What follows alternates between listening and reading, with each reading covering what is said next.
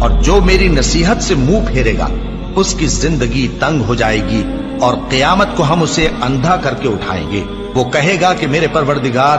تو نے مجھے اندھا کر کے کیوں اٹھایا؟ میں تو دیکھتا بھالتا تھا۔ اللہ فرمائے گا کہ ایسا ہی چاہیے تھا، تیرے پاس ہماری آیتیں آئیں تو تو نے ان کو بھلا دیا، اسی طرح آج ہم تجھ کو بھلا دیں گے۔ اور جو شخص حد سے نکل جائے اور اپنے پروردگار کی آیتوں پر ایمان نہ لائے، ہم اس کو ایسا ہی بدلہ دیتے ہیں، اور آخرت کا عذاب بہت سخت اور ہمیشہ باقی رہنے والا ہے۔ تو کیا یہ بات ان لوگوں کے لیے موجب ہدایت نہ ہوئی کہ ہم ان سے پہلے بہت سے فرقوں کو ہلاک کر چکے ہیں جن کے رہنے کے مقامات میں یہ چلتے پھرتے ہیں؟ عقل والوں کے لیے اس میں بہت سی نشانیاں ہیں، اور اگر ایک بات تمہارے پروردگار کی طرف سے پہلے صادر اور جزائے اعمال کے لیے ایک میعاد مقرر نہ ہو چکی ہوتی تو نزول عذاب لازم ہو جاتا۔ بس جو کچھ یہ بکواس کرتے ہیں اس پر صبر کرو،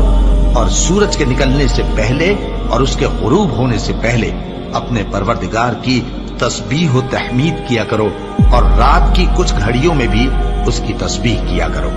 اور دن کے مختلف اوقات یعنی دوپہر کے وقت بھی، تاکہ تم